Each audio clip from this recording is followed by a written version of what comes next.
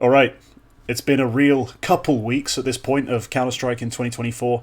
The holidays are over, and we can finally get back into things.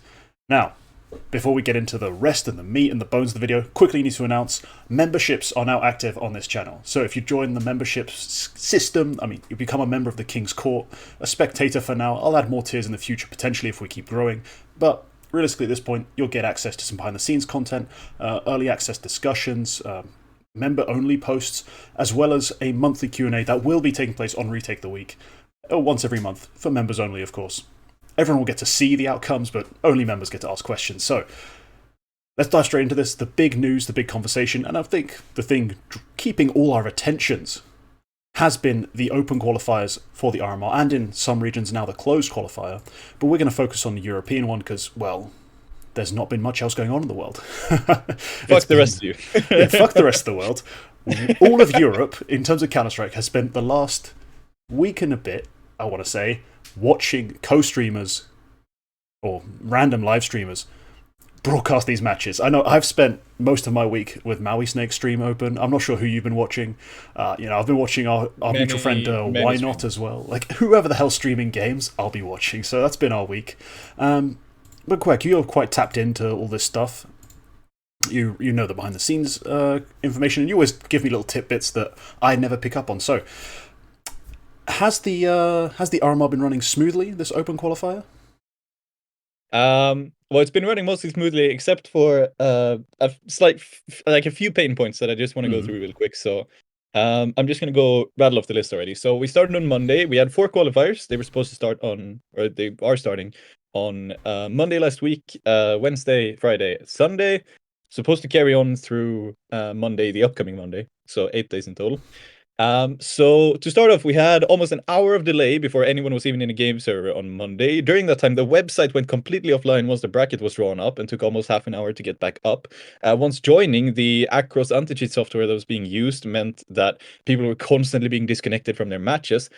This was a constant issue throughout the entire day on Monday and all of the subsequent qualifiers. Like, people had to be restarted constantly, rounds reverted, take pauses, all of this stuff.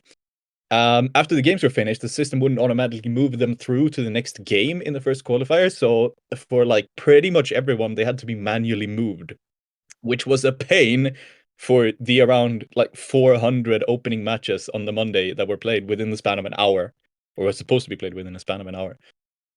Teams were unable to ready up because the anti-cheat kept incorrectly kicking them out of the game. So some games were forfeited because they didn't ready up in the 10-minute time. It was because they couldn't join the server to ready up. This had to be resolved in post. This was the thing that Smooya tweeted about on Monday. We was like, oh, this is fucked. We already got kicked out and we didn't even play around. That was the thing. It got fixed, so it was able to carry on. Teams did manage to get servers. The map was setting correctly, so almost everyone ended up on Dust 2 and had to be manually changed by an admin to whichever map they actually played or picked. The Russian team Vidar were disqualified from day 1 because their coach Rufire was in Discord with his teammates and streamed the game. Well, that's nice for him, I guess. Several rounds that were supposed to be played on day 1, or at least it was 1 round of games. I think it was around a 64. Had to be moved to day 2 in the Monday qualifier. Still, both days ran on until about 1 a.m. At some point, the support Discord, which was intended for tech support, was fully invaded and spammed with porn. People got so pissed that they started trolling. Shout out to Quicks of Lil Mix, you might know him. He got so pissed that eventually he just started tagging literally every single pro player or anyone who even showed up in that support channel and just went like, tag this guy, he's fixed my server really quick. Very nice. And then even me at one point. As far as I could tell, there was only 1 admin at the time responding to all of the open requests in the support channels. Shout out to him. He did a fucking great work. His name is Dippity or Serendipity. He was amazing. At one point in one of the qualifiers, he sent a message at 4 a.m. about some cheaters who got banned. And he's Swedish, so he actually worked for 16 hours straight at that point. But he was pretty much the only one who's responding to people in that channel. I'm gonna move on to some more. There were just a few more pain points. There was a Russian team from the city of Kostrova who got banned over 24 hours after originally being reported for cheating. They were pretty fucking blatant. I saw the clips. During which time they knocked out 2 teams and lost to Sangal. Sangal even like the game between where they knocked out Lausanne ES and when they played against Sangal, that was 2 days apart. And Sangal reported them for cheating before, like the day before, and it still wasn't resolved until Sangal had played the full game and knocked them out of the tournament before it was done. At that point, nothing was reverted, which was interesting because that was what they did later on. We've had even more cheaters who made it even deeper. We also had let me see. I know there are some more points, but these are the big ones. We had some more cheaters. We had a Swedish cheating team who made it all the way to the round of 32. Also got knocked out before they got banned. As they got banned, this time they actually reverted. Alliance fell victim to the same thing. They had to play a couple of reverted games at the start of the second day because they got knocked out by some cheaters. I'm pretty sure that we get cheaters almost every open qualifier. The thing is, but usually they can be caught early. I'll probably get into that at some later point. Cheaters were making it deep in this event. But yeah, aside from that, it's been good. Yeah, great. Yeah, aside from all that, aside from those few details, my favourite detail, of course, being the support Discord being flooded with porn. That's just... that's what you want. That's so dumb, but absolutely hilarious. But yeah, we have had... the shithousery that went on there, because I remember the Quicks thing was because Lil Mix were sat for about 3 hours. Like, they played their first game, 13-0, didn't get moved on to the next round. So they were sat for about 3 hours waiting to just move on to the second round. And like, Quicks was livid, man. He was so pissed off. He just started trolling the Discord, which is like, maybe you shouldn't do that. But yeah, it probably doesn't help anything. But yeah, man, I really, it's hard to really understand who to blame sometimes when you watch these things happen, because at the start of it you're like, the consensus was fuck challenger mode. You saw it across like every Twitter page, every live stream, the chats were just everyone just hating on challenger mode. Like, everyone who's used challenger mode in the past kind of saw some of these tech issues coming. It's never been the most fluid websites to use. It's one of those websites, where you use it and you're like, wow, they paid a lot more to their graphic designer than their back-end coder. Like, this was... it looks nice and modern, but it runs like garbage. And so the fact that they struggled when they had to put on this massive size of a qualifier isn't that surprising. But it's something that's happened in the past. Like, we've had these issues with other hosts and other services for these big open qualies. So we saw some of this coming. Obviously, these little details add to the fun of watching it all unfold. But when you're in the moment and you're waiting 1 hour, and it's 1 hour of like random streamers filling because there's nothing happening, yeah, it got a bit dead. Thankfully, it's just the open qualifier. We know that, in general, there's no tech issues with PGL events. They're pretty smooth. So we can look forward to a smooth and well-produced PGL package. audio guy obviously moved on to server hosting at this point, so... Yeah, I can't count how many times I saw that bloody joke on Monday. But yeah. What are the dogs even... Okay. Yeah, the dogs have decided they're going to start barking.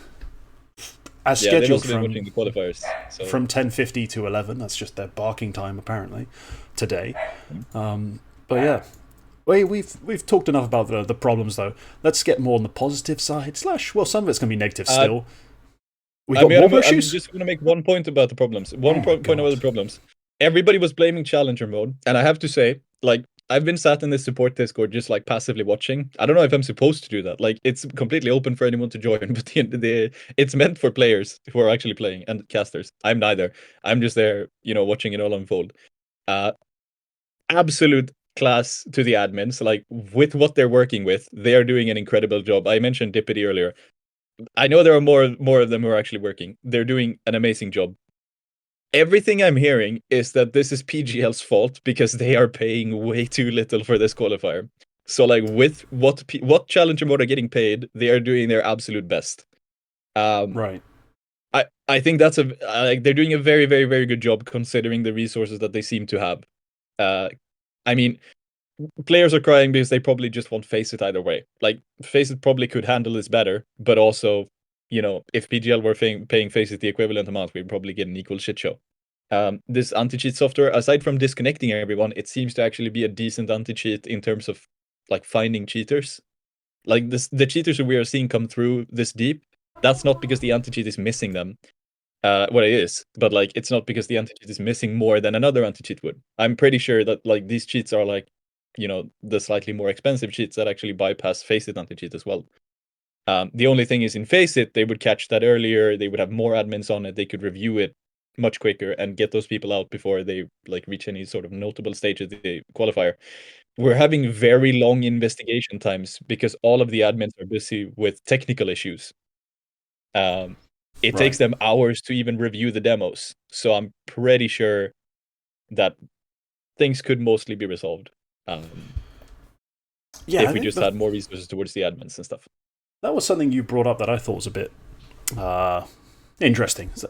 They didn't budget for this? Like, what is it? Not enough servers are being used? Like, what are they not paying for? That's what I'm not right understanding. Like, I think something that was incredibly foolish not to predict was that every qualifier had a max limit of about 1,024 teams, which is reasonable because like if you add one more round, you double the amount of teams, which is a huge undertaking at that point because it's like an exponent. It always doubles the amount of games. And yet they didn't foresee that, okay, so we have 800 out of 1,000 teams who are playing on Monday and Wednesday. I wonder how many are going to be playing in the weekend when everyone's off work and school and stuff. It's 1,600. Oh, we couldn't have predicted this. So they had to make a last-minute adjustment to tomorrow's qualifier, which is going to be a huge hassle for anyone who had planned to play. That's a big fuck up. Like, that's a huge fuck up that was easily predictable. I remember seeing that limit on Monday, and I was like, that is going to be an issue. Like, it's going to be a problem. But, yeah. So PGL could have paid for more. They could have paid for that extra round to be included from the start. Okay, that's something that I think a lot of people won't have understood, is that PGL kind of sets the limit by how much they're willing to, fork out for this stuff. So, in the end, they are responsible for this. Like, in the end, they are. Like, Challenger Mode are just there to provide the service. PGL are the ones who are, like, in charge of planning and budgeting for the service. Okay. So, good. We can get, I think, a little bit of the blame off of Challenger Mode's shoulders. Because, yes, as much as we have complaints about the website, about all this other stuff, there's more than one fuck up at play, as per usual. So yeah, let's move on to the next thing, which is not just complaining about the issues with the qualifiers, it's about the games, the matches. And we saw, thanks to this exact problem we just mentioned, the 1,024 team limit, Bleed are in a rough spot. Now, they didn't make it through Open Qualifier 1 and 2, and that happens. Honestly, it's not too much of an indictment on a team, I think, to not make it through an Open Qualifier bracket in EU. Like, that's just difficult to do, but because one of the reasons why we're talking about Europe and not the other regions is because I'm sorry to cut you off again, but in the Americas, the teams worth watching show up in the closed qualifier. In Europe, they show up in the open qualifiers. Like, there's just so many more teams who are worth a mention in Europe. So it is a rough bracket. I mean, we had they actually all gone as far as they should have in the first qualifier, we would have had Fnatic, Heroic, and OG all on the same side of the bracket competing for the same qualification spot. Like, these qualifiers are rough.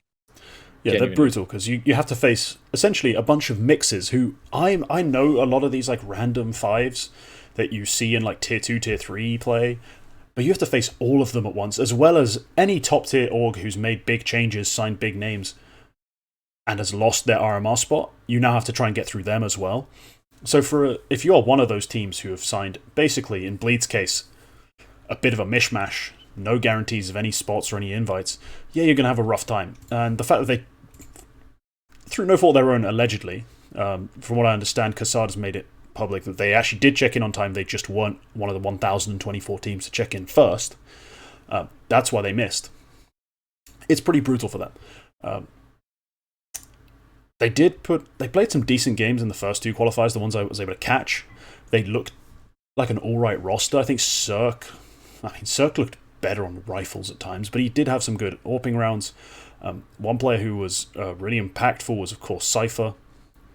And we saw a decent level from the team overall, but it wasn't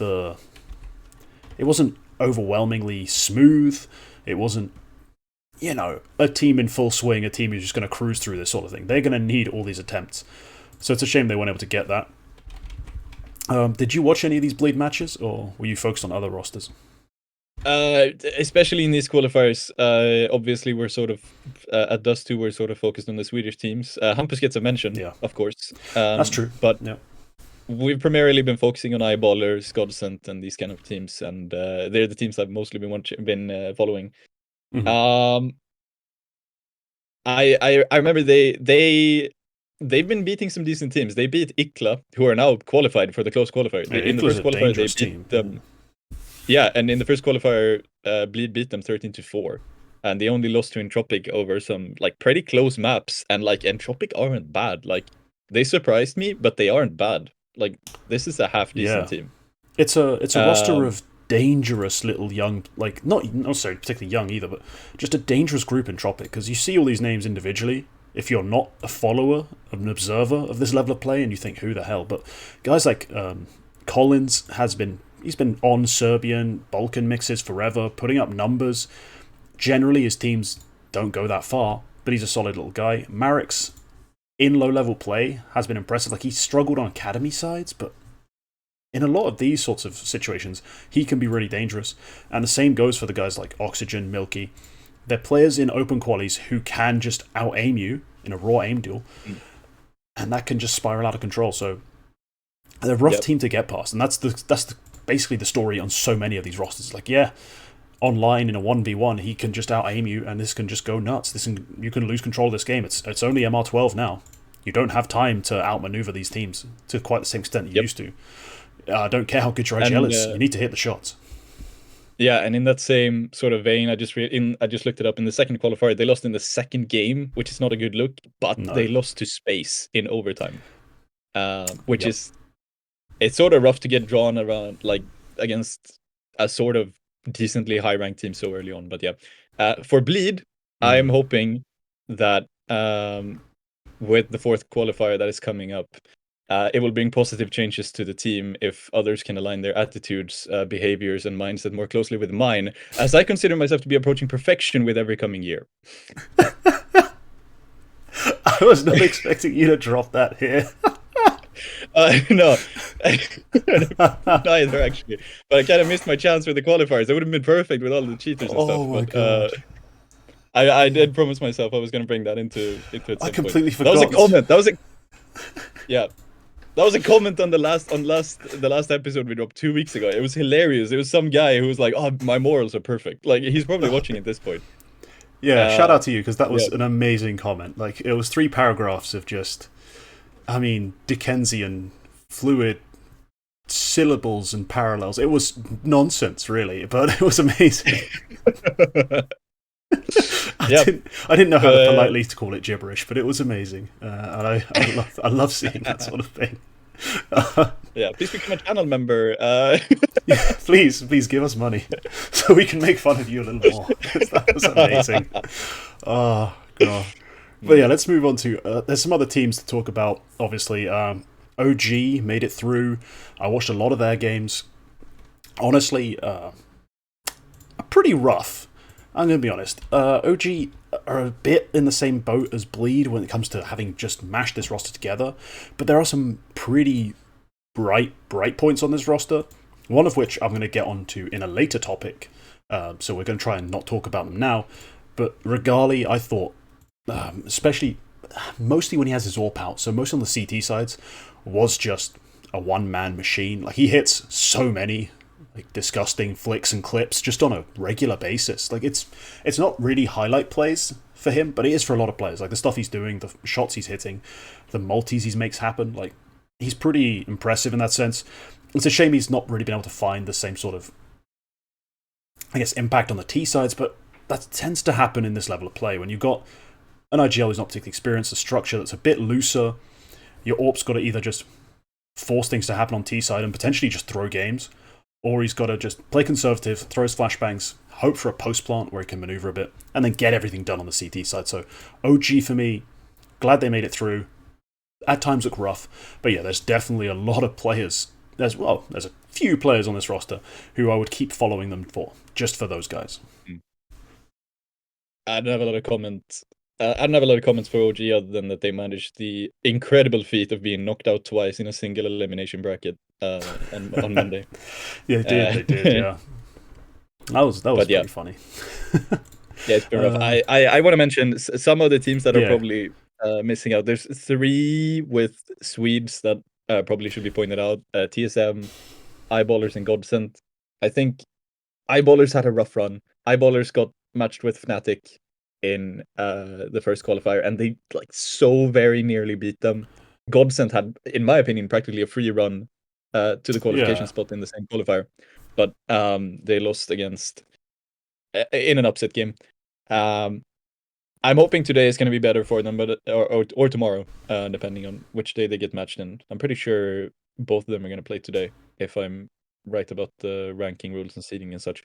But we're going to be following them on Dust2. If you're Swedish and you're watching, go on dust2.se. Probably when this comes out, I am going to be live reporting from the qualifier. So I'm going to have like 4 Twitch streams up at the same time. I'll have to order in. The classic, yeah. But yeah, it's gonna be nice. I'm gonna be live reporting, and then Halloncamp takes over later on. So it is funny though. Has a single Swedish team made it through yet? No, the furthest any Swedish team has made it is that cheater group, right? Am I going crazy? Oh fuck yeah. Dude, Quack Esports, no association. I just want to make that clear. They're not your roster. They're not your org. They deserve a mention. Holy fuck. They did it just because they knew they could. Like, 2 of them are banned on eSportal for cheaters. One of them was, a third one, was, he was disqualified from a season of, like, the top level league in Sweden for playing with cheaters. They never disclosed who the cheater on that team was. But he got disqualified for playing with them. These guys were so blatant, like, and then afterwards, like, they were so nonchalant. Like, one guy, I'm pretty sure it was an AI written rant that he just posted on Twitter, 30 tweets in a row. The other guy, he went on Own a Pixel stream just to be like, "Oh yeah, I'm so sorry, we knocked out." And then he like streamed where he watched all of the sus clips, and he was like, I can't imagine why people think we're cheating." And in the end, he was just like, fuck all of you, I don't care. Crypto to the moon. This was such a shit show. Right. I can't believe they made it this far. They are the Swedish team who have made it the furthest. I'm pretty sure at this point, Crims and Lekro are the only Swedes who have actually made it past into the actual close qualifier, which is kind of sad. So if you are a Swede looking to follow, there's plenty to follow because all your teams are shit and haven't made it through yet. So positives. Let's talk about some other missing teams. Just briefly touch on them because we don't want to go too long on this. TSM. They haven't made it through yet. They've got another notorious Swede playing on their roster, who we'll talk about later in more detail. Endpoint haven't made it through. They just made a change. I think they've got a chance to make it out as always, but it is a pretty big loss because we've seen the man they lost has gone absolutely huge for OG. 00 Nation, they're a roster who's like they have some pedigree, some big names. I don't like watching them play. I think they look a bit mid and flat, and when I've watched them in the qualifier so far, that's been pretty much true. So aside from the fact that they have these names, what's really keeping everyone's hopes up? I thought the Vladen and Fasher move was a straight up downgrade from Suspi and Nico, to be honest. But maybe not Vladen, but Vladen's been alright. But like as a whole, I feel like it was a side grade at best, and so far it hasn't really worked out. A lot of these changes, I think 00 Nation we knew like at least a couple of weeks in advance, but like TSM, they only like got Joel into the team days before the qualifier. Bleed literally put together the team, like the final pieces came together literal days before the qualifier. So in terms of like practice and such, I think that's playing a part in all of this. I'm not sure what to expect with 00 Nation and Endpoint, to be honest, because on one hand, or TSM for that matter, on one hand, you know, you look at the team list and you think, well, Ecstatic, Permita, and X Thunderflash made it through. These guys should as well. But on the other hand, you know, there's also a lot. So these brackets are really, really, really tough. Like, and the brackets of chaos, of like BO1 chaos, having a team like, when you look at 00 Nation, you're like, oh, you can justify having Bertram Sky because he's tactical. And you can justify having JDC because he's got like good comms and plays his roles really well and understands these things. None of this matters to the 5-stacker Polish kid smashing your head off. Like, none of it matters. It doesn't matter. So I think for them it's going to be especially difficult to turn this around. I think Fasher is just, he's lost like all his mojo. I think so he's just not. He's got like in the 3 maps they've played on HLTV, he's got a good rating, but I just don't think he's looked the same level of confident that he looked on Ecstatic back in the day under Bird from Sky currently. So we'll see what comes of this. I hope 0-0 Nation make it through, just because in a close quali and potentially in RMR, should they somehow make it through that far, they'll be a better team to just analytically watch and discuss. But until you do that, until you actually shoot back in this qualifier, you just don't deserve it. So that's pretty much the big names. You've talked about the Swedes. And I could let you talk about them ad nauseum, but I won't. Let's quickly just talk about the HLTV award show. Now, prior to the award show, we saw the HLTV releasing their top 20, and as we got to number 6, I made a prediction of who the top 5 would be, just based off all the reasoning. Now, of course, that ended up being correct, because the reasonings they'd given throughout the HLTV top 20, for once, seemed...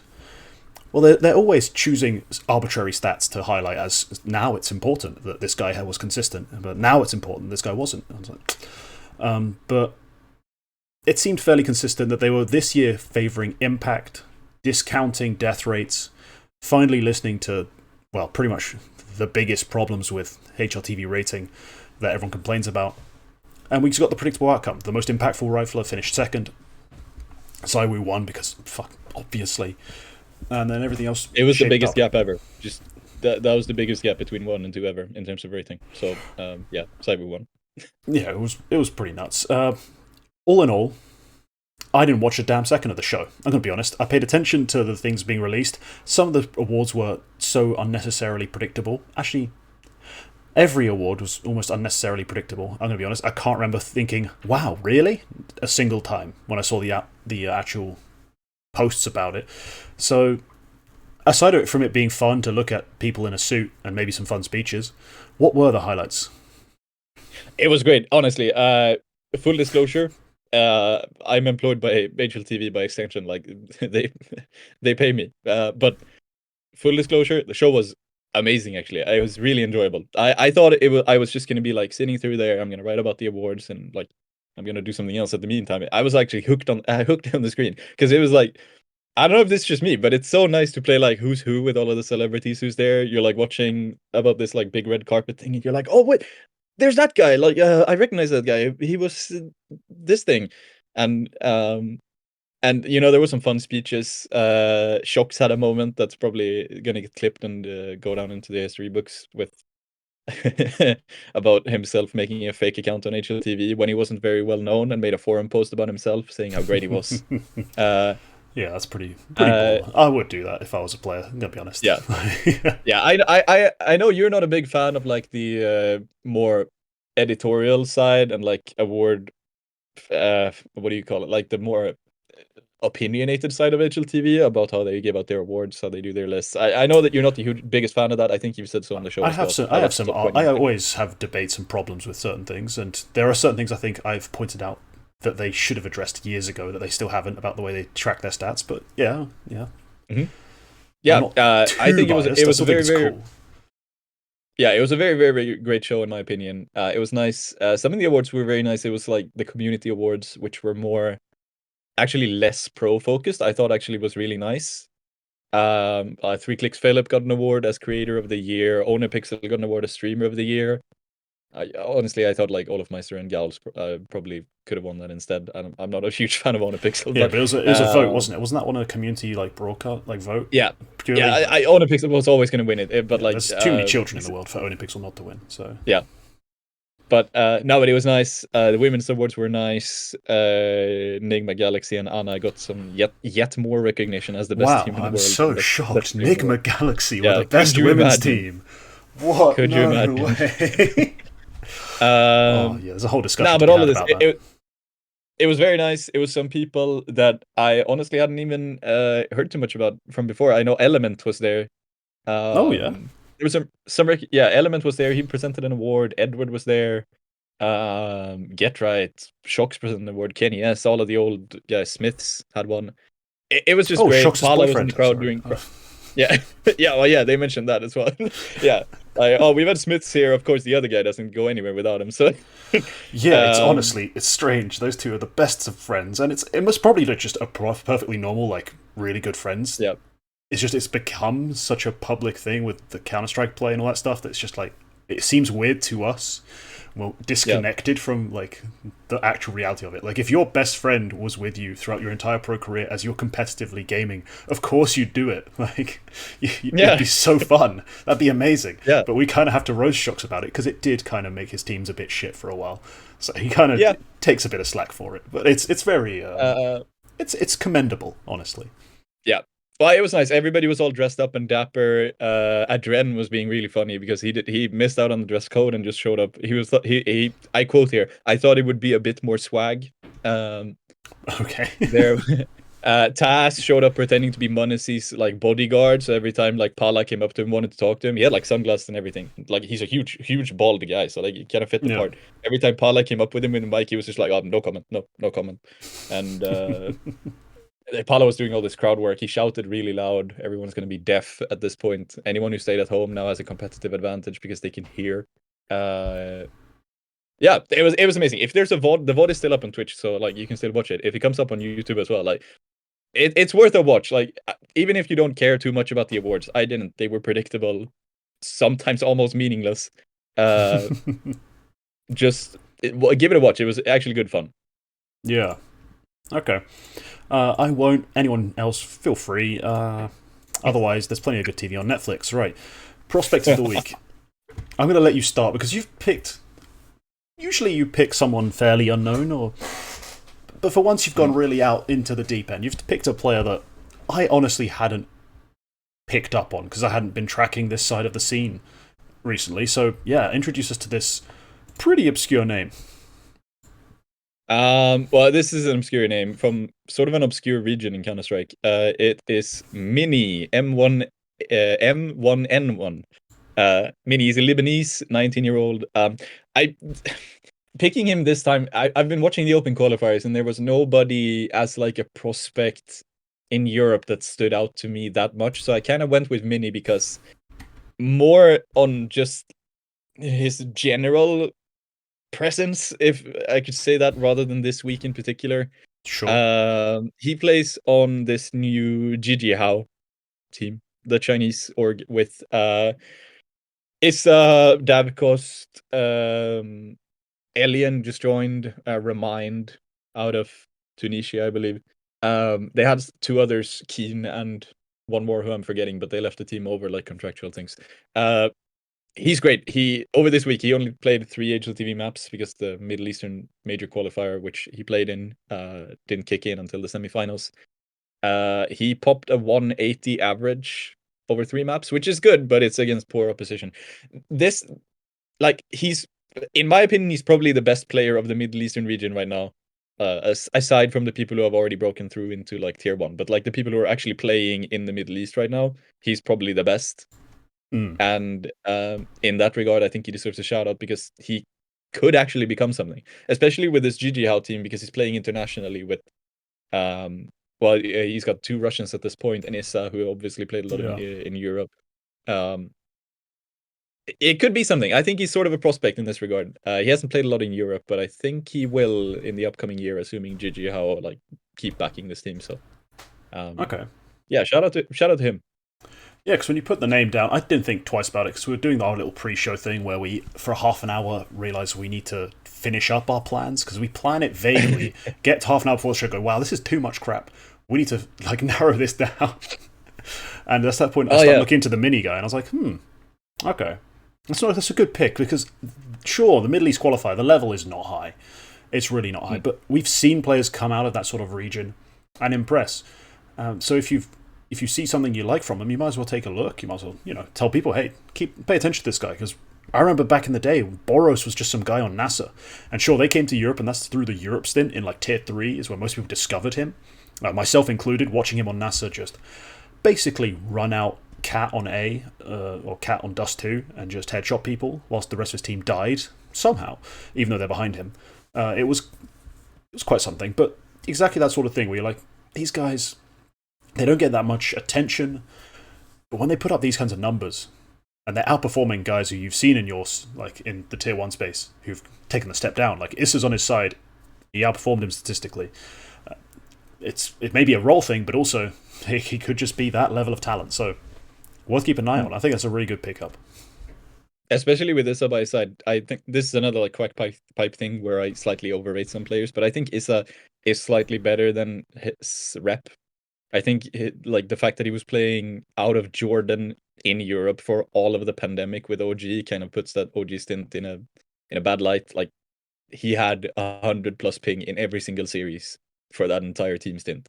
And he still posted a 1.05, which is like not bad. He might as well have been playing from America. Like, that's the context here.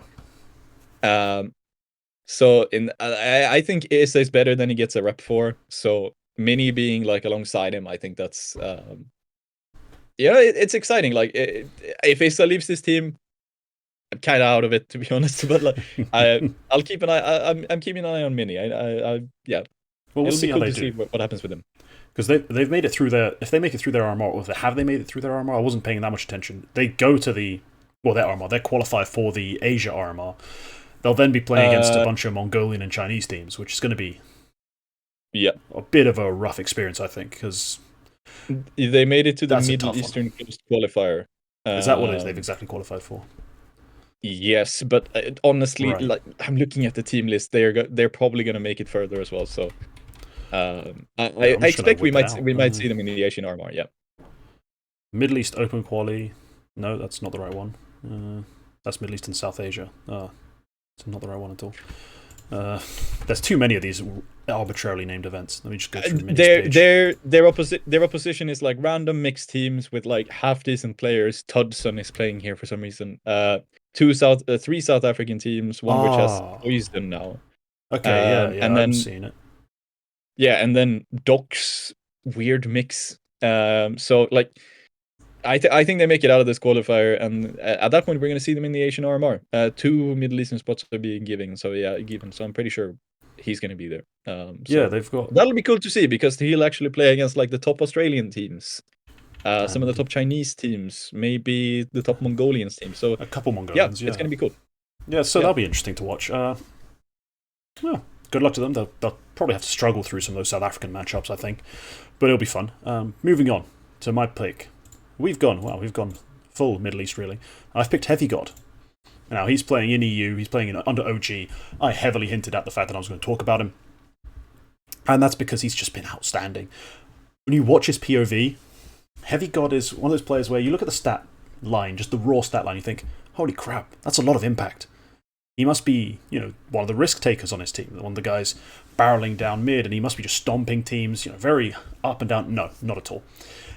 The one thing you can say about Heavy God is that he is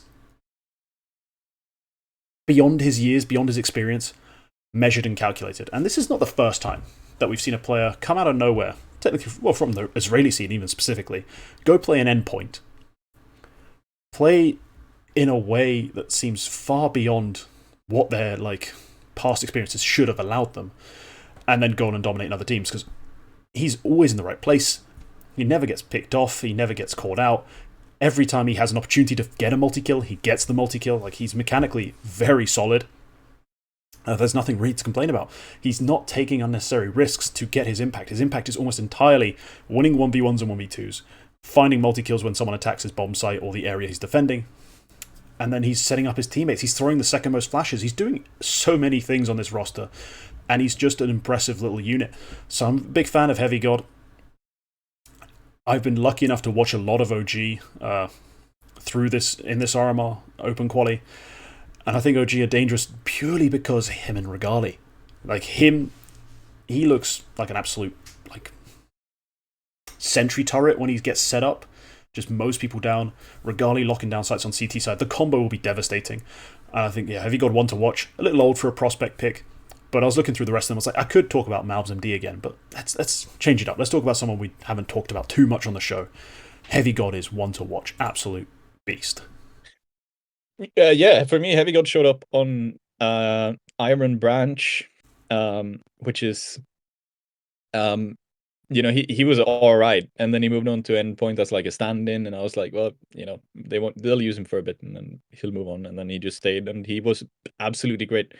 I know he got a nod last year in the top 20 mention for Spinks, and I think this is a pattern with like Israeli players. I think Spinks, Nerds, and now Heavy God have all had issues with like their commitment to CS because Israel have a 2-year mandatory military service, and this is the thing. South Korea has the same thing, which is the problem for like K-pop stars and South Korean football players. Is that everyone has to do it. Like there's barely any exception. That's why Nerds broke through so late, because he was doing his military service. Spinks had military service, which apparently hindered his career. Heavy God had the same thing, which I think people have spoken about that like he had to do that, and that's probably why he was a bit middling, because he couldn't fully commit to CS. But yeah, third time he's really surprising on endpoint. Which is interesting. I do wonder what like Mighty Max is cooking when he keeps bringing in players who look ish, and he makes them absolutely proper. I think so. Mighty Max he should get credit, because he's not. It's not like he's magically scouting these players. I know he has at times some input on the scouting process, but based on the chain of events, it does seem like guys are going, "Hey yo, back home there was this guy. Hey yo, back home there was this guy," and then checking him out and finding a gem. But more importantly, he's creating structure, giving these guys space to operate and the roles they need, and then allowing them to flourish. And that's really what matters, because he's not treated them all the same. We saw Boros come through the endpoint system, and he wasn't given the same spots, the same responsibilities as Nerds, as Heavy God. And Heavy God, yeah, it took him a second, I thought, an endpoint to get going, because the initial few games were alright, not bad, but then he really got good. Since joining OG and the few games we've seen with them, yeah, he's been a carry. So I'm really impressed with his signing. Yeah, the endpoint recruitment game goes hard. And that's our prospects of the week. That's, a Middle Eastern special. Next in the order seems to be this Saxy guy. He also got a nod as like a one to watch. Is there another one? Endpoint, get on the phone. It's time to arrange another flight out of Tel Aviv. All right. Now on to our consistent topic, a week-to-week regular, a fixture. It's the eternal shuffle. It never stops. It never ever stops. There's always another move to make. And let's start with a pretty simple one. Mouse have confirmed Broland's edition full-time. Quacke, he's a Swede. You're biased. Tell me why this is a great move.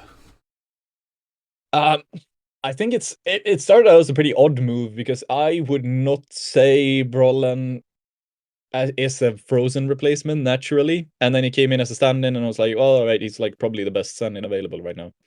I think when he was benched on NIP, I think he was very close to the top of the list of like people you want to recruit in this fall season. Like it was him and JKS, to be honest. Like people who are available, who you want to recruit into tier 1. He did great in that stand-in stint. And what I think is really, really, really exciting about this mouse move is that you see some of the media. I mean, you saw him in that stand-in stint. He had that one highlight I've seen against FaZe, like completely shutting down the overpass A site. They sort of made him comfortable in terms of roles. Like they actually worked around him as a stand-in, and then now obviously they've signed him on loan, and they want to work with him for the rest of the year. What I think is exciting about this move, the first time since 2019 that Broland looks comfortable. Like you see all the media, like it's this meme about like, oh, Broland never smiles. He never smiles in any of the pictures. He always frowns. He always looks really depressed. In all of the media, all of the photographs. And maybe that's not an indication, but like everything I've seen is that he seems to fit well into this mouse team somehow. Let's not forget, Broland is still only 21 years old. Like he got started pretty fucking early. So I think there's definitely mouse is probably the perfect place for him to sort of salvage his career at this point. The English speaking thing, like before we get comments about that, I was about to say letters, but before we get comments about that, the English speaking thing, that's so overblown. It is ridiculously overblown in my opinion. There is no way, like he mentioned that as like one of the offhand reasons why he preferred NIP over Fnatic in 2021, because they played in Swedish and I am worse in English. That's fair. Like if you're not a native English speaker, you prefer to play in your native tongue. Like, it's easier, it's better. Like, if you can make that move, that's probably one of the reasons you're making that move. It wasn't a deal breaker. Like, there's no way that was a deal breaker, because otherwise he wouldn't have been on NIP for over a year speaking English. Otherwise he wouldn't have made the move to Mouse in the first place speaking English. Like, it's so overblown. It's not going to be an issue for him. He speaks good English. Like, he speaks perfectly good English. It's just that it's always more comfortable to speak in your native tongue. So this thing was always mentioned. Like, the moment he was benched, it was like, well, Brolin doesn't want to play in English, so I guess he's going to eyeballers at best. And like, what the fuck is that? No, of course, like, he can perfectly fine play in English. So I think it's exciting. I actually expected Mouse to pick up JKS. I figured that if Frozen leaves, JKS is the only replacement you really need. But yeah, it's a good move. It's a good move, and I'm excited to see. Mouse looked like close to a top team at the end of the last season, and I hope they can sort of carry that on through 2024. So it'll be exciting to see. Yeah, well, the most impressive part, I think, of the run with Broline was the fact that they did just pretty comfortably 2-0 a Cloud9 roster that, sure, has a bit of a stand-in situation, isn't in the ideal spot themselves, but that was a big W, I think, for them. The fact that they lost to FaZe 2-0, and again, didn't get embarrassed, was nice to add on to it. I think Broline, for me, it's a risk you can take if you're Mouse Sports, because you don't have to be overly committed to it. Like, you don't have to. Because you've signed him, you have an academy with 3 riflers who I all think have potential, and Syra, PR, and whatever the French guy's name is again. Sorry, mate. I'm going to be honest. You're the one I've checked out the least. But I'm drawing a blank as well right now. I think it starts with an N. But more importantly, there's always a replacement in the future if this goes to shit. And plus, it started pretty well. Why not stick with it for a while? Like, the numbers are a bit all over the shop when we go back and reflect on that Blast World Final run. Because he's got, like, his KPR is in the toilet, but his death rate and consistency stats are good, and his impact stats are good. And when you look at the maps, it makes sense, because he's had maps where he's absolutely popped the fuck off, and he's had maps where he's done pretty much nothing. And yeah, that's what's going to happen. He's in a new team, new roles. The fact that he had maps where he popped off is massively positive. We see a lot of players when they come to a team, they just struggle. They don't do anything. And so the fact that he's actually come in, had moments where he's looked good, he's looked comfortable off the server. We know this team has a history of, developing players, making players feel comfortable, and getting the most out of them. I think it's all positives. I don't think he has to even be the best player on a Frozen level of rifle in terms of production for this team to win games. I think that's more on the backs of Torji. Yimfat's going to have a lot of sneaky impact. And Zershin, I think, is the one player you're looking to take the next step now. I think Zershin's been a player who's had his moments. He's always been bombastic for them. And I think if he can find another level to that play, he can find more openings, generate more impact, they become an even more scarier team. So I think the focus of this team, really, the pressure isn't so much on Broline to be the best player. It's more on them to figure out their new identity once they've moved on from Frozen. So not a bad signing, as much as I might want to be negative about taking this risk. I think there's enough positives to justify it. And as well, there's not much else you can do unless you have a fuck ton of money, which I don't think Mouse do right now. So no, and that's also part of the commitment thing, is that this is a loan signing for 1 year. I'm assuming there's a buy clause at the end of that, but like we heard from Fnatic, typically, Fnatic were also interested in Brolan. They gave up on that almost immediately because he was, and I quote, very, very expensive. So the loan move is a financial move. I'm assuming there is a buy clause at the end, when his buyout's probably going to be smaller as well. So it's not a 100% commitment. Mouse don't have the money to just like splurge on a huge signing, but I think it's a good move. It is like him or JKS were probably the only 2 players who Mouse could have replaced Frozen with and still remain in that top 5 conversation. Who were available over the shuffle, and JKS isn't even guaranteed because he's not really the same player as he was on Renegades, is he? So not individually, just like positions wise. So yeah, I'm happy with the move. I'm curious to see how it works out. Yeah, I was already a Mouse fan. Now I'm even more of a Mouse fan. So nice. Yeah, they were one of my my teams that I used to follow. I think I have an old jersey lying about with the old logo. Before they rebranded to blocky Mickey Mouse. Yep. I still have that lying about somewhere in my chests behind me.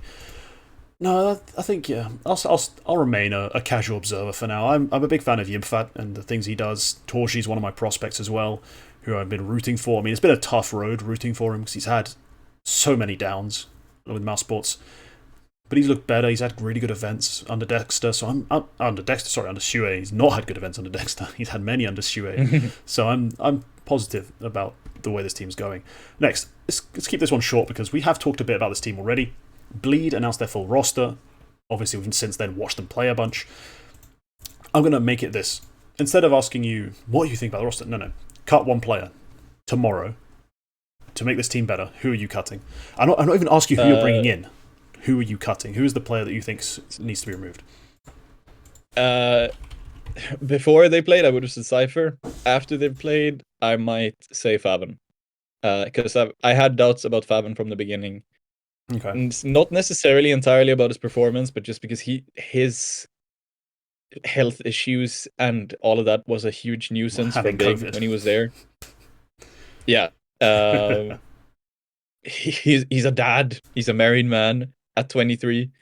I think I always thought that there might be issues with like his commitment to an Asian organization with regard to all of that.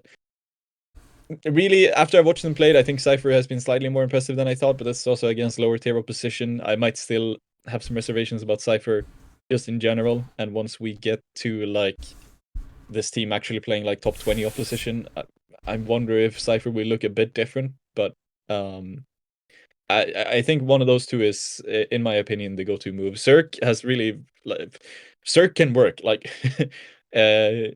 He was never yeah. Put that on a t-shirt.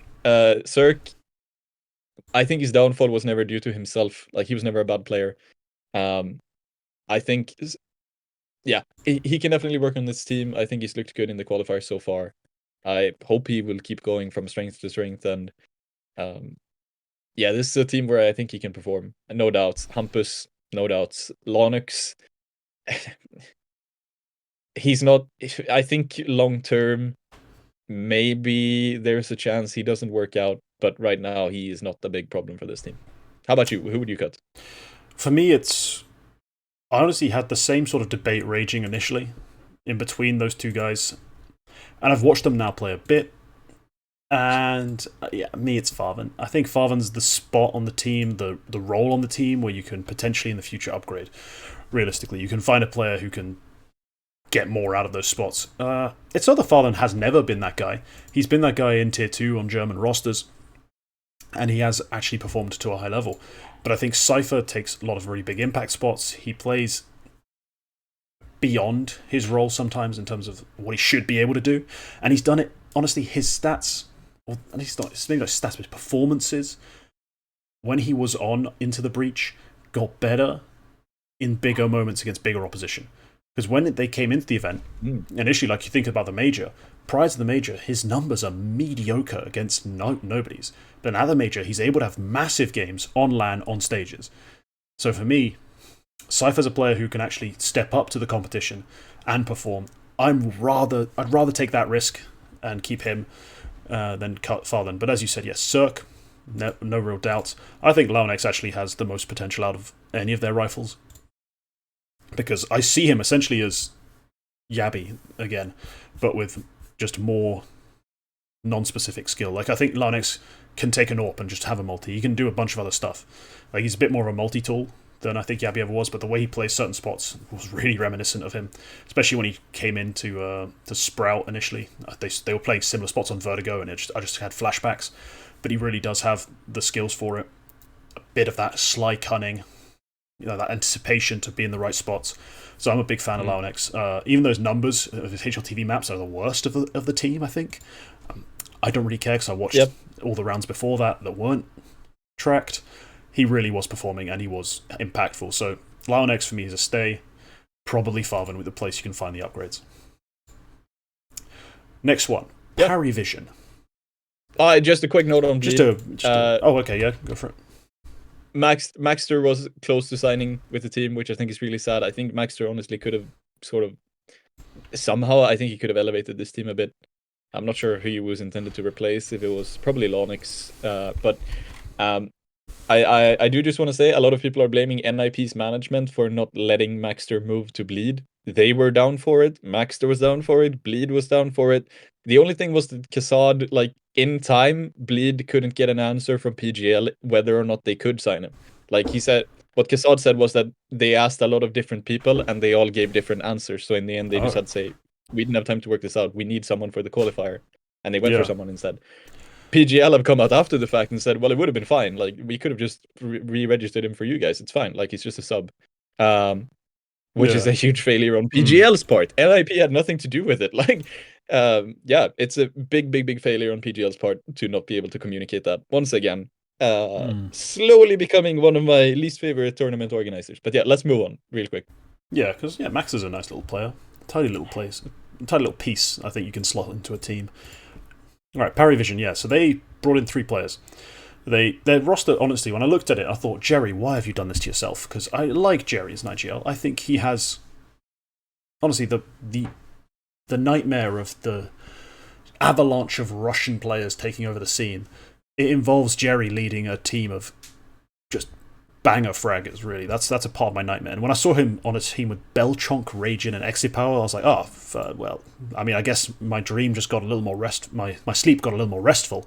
I don't have to worry about him anymore. But why have you done this to yourself? You're a real quality IGL. Well, he was playing the long game. As soon as they became available, he brings in Patsy, Artfrost, and Kicker, and that is just upgrade.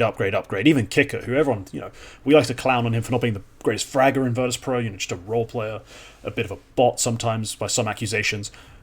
He's a smart, wise player who plays roles and plays them well and does his job. So I'm not got any aversion to that signing. Patsy is a beast when he's on a team that makes sense. And Artfrost, not the focus of everyone's attention on Spirit Academy or on Spirit when he briefly played there. And now that he's been replaced by Shiro, that's another nightmare incoming. But he is really good. Like, he's not one of the craziest Russian AWPers I've ever watched, or CIS AWPers I've ever watched, but he's super consistent, very solid, a pain in the arse to deal with and play against. I think Jerry has assembled a monster. It's gone from an Aurora competitor to a BetBoom competitor, trying to be that next best Russian team at the moment. We've talked about Jerry for all of these years now, about trying to build something really good. He had a bunch of really good Forza teams made out of scraps, pretty much nobodies at the time. Like, he made those people into good players, who are now actually on good teams. So I think this might be the first time that Jerry has built a team of more proven pieces. Could it be? It might be signing Patsy is his biggest signing, really, if you look historically. Compared to in the past taking Shalfie out of nowhere and sticking him on a roster. Who the hell was he signing before for those Forza rosters that was actually known? I think Patsy might be his most famous signing ever. And that's saying something. Patsy is a fairly well-known name, but he's not a huge deal. So, yeah. Yeah, this is the biggest signing. He made Flit into who he is. He made Kenzie. He made Zorti. He made Norway. Shalfie. Yeah, his next most famous signings would probably be Crad or Elian, which is neither here nor there. So yeah, neither one of them played on a Liquid. So yeah, pretty simple. So, that's his biggest one. But yeah, big move. Big team. Big move, big team. I'm looking forward to seeing these guys. I don't know if they're actually playing anything. They are playing the open qualifiers, I think, because they're not invited to the closed qualifier. Pretty sure. Yeah, I think they're in the struggle bus with everyone else. I haven't seen them much. They deserve a mention in the still missing teams in that game. Yeah, they probably do. I haven't seen them either. I just realised I've not really noticed them. They're not making it very far if they're actually competing in these. Yeah, I'm pretty sure they are. I'm pretty sure I've seen an update on HLTV about Parivision get knocked out by this random mixed team. But yeah, they are. Yeah, they are playing open qualifiers. All right, fuck. Good luck to them today. really slims the odds for the Swedish teams when you have like 3 proper favorites who should make it through. But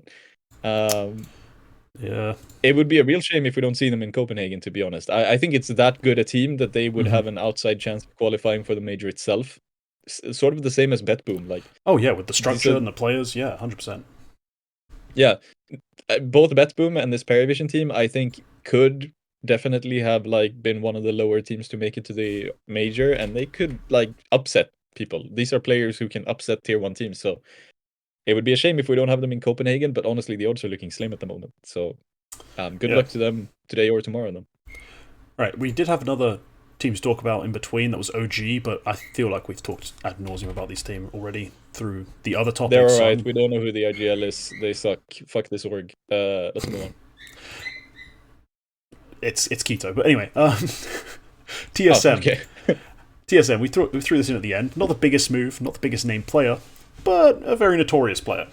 TSM have taken a risk. They've signed Joel on probation. They have so far played 1 map with him that's listed on HLTV. He, of course, shit on everyone because he's Joel, and he put up, an amazing HLTV rating in a game they actually lost. But still, they've signed Joel, who is, assuming that one accusation that then got deleted is incorrect, not a cheater. Assuming he's not a cheater and just this talented, which, honestly, having watched his demos, I think he just is. This is a pretty nuts signing. Assuming he can keep himself off of Betway, this is a great signing, because, look, he has impact no matter what his role is or his responsibility. AWPing, entrying, lurking, like pack play. I've seen him do pretty much everything throughout his like 50 different stand-in stints where he's carried a team to relevancy through a qualifier somewhere. He's actually pretty nuts. He might be the most talented player Sweden has. Unfortunately, he happens to also be a problematic person or character for reasons we are all very well aware of. We had a full discussion about it on this show. I'll link it or put a tab up in the top somewhere. Hopefully, if I remember like when I'm editing this, to link to that episode. Because, it's a shame that it's a shame he wasted so many opportunities, so many great opportunities, I think, in terms of especially the Godsent roster. If rumors are true, he could have been on NIP at this point for like half a year. God damn, this is clownery. This is, silly. Silly to have thrown this all away. But they've taken a risk on him, taken a chance on him. Hopefully he can keep it on the straight and narrow. I wasn't thinking this would happen for at least another 4 months. I thought there would be like 6 months we'd have to wait, not 2, before someone took this risk. I know he's talented, but come on. I was also hoping if it's a 6-month wait, it means he's not competing for 6 months. There's no fucking games for him to bet on. So there's no temptation for 6 months. He can, keep himself off that sort of, off those problematic things, away from that sort of stress and pressure and those conversations. But no, he's back. He's going to put up numbers. Good luck to him. I hope it all goes well.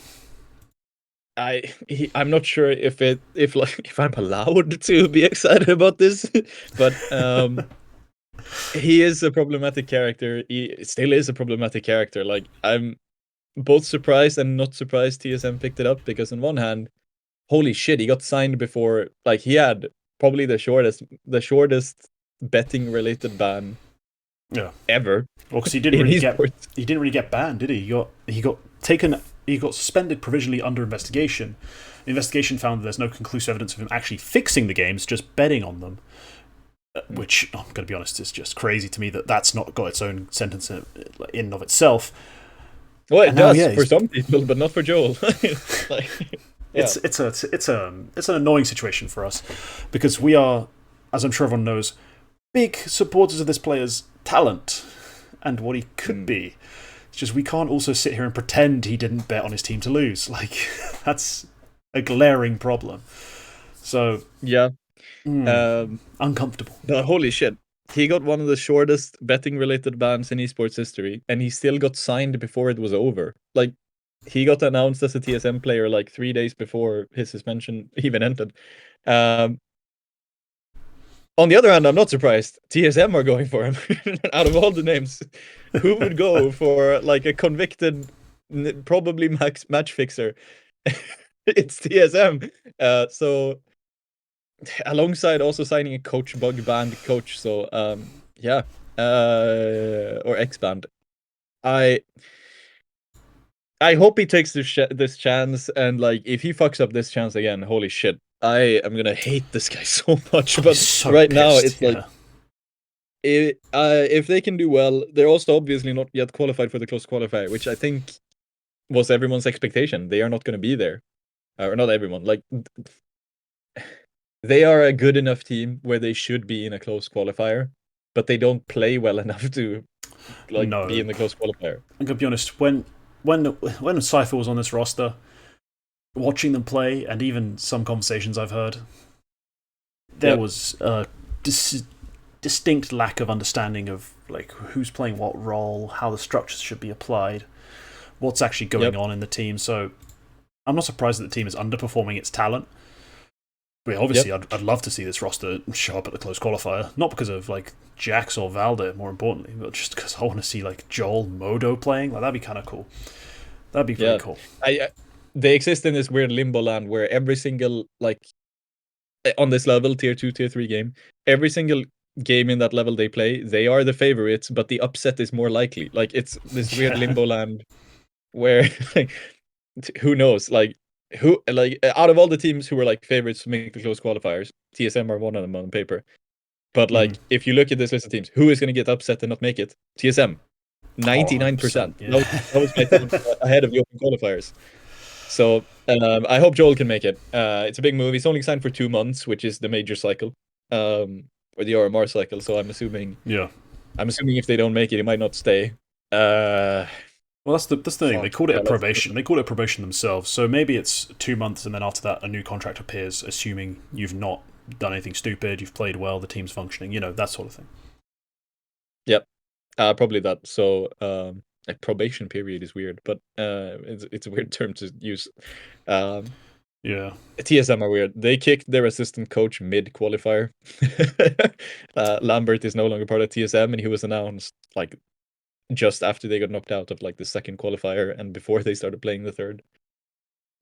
It's a bit weird the way they've assembled their team and then made their changes. It's all been all over the shop. We can rant endlessly about the things TSM has done wrong in their return. Yeah. It is what it is, but that's going to wrap up our show. That's all our topics. We're going to go back to watching the next RMR open qualies, I guess. I think that's what we're going to end up doing for the rest of the day. But yeah, if you want to become a member and support the channel, get access to member-only discussions, posts, as well as the members-only Q&A once a month, please join. And yeah, you'll get access to all of that. It's fairly cheap, I think. It's like £2, I think, a month. Cheaper than a Twitch sub. I was told that you also get access to an emoji that you can use in YouTube comments. I don't know what it looks like. I was just told the file name was quack.png. You get access to 3 different emojis you can use in my comment sections. Yes, one of them is an avatar Quacker likes to use, a little duck. So for those of you Quack fans, you quackheads out there, yeah, that's all for you. So we'll see you in the next one. Yeah, thanks for watching. Goodbye. Goodbye.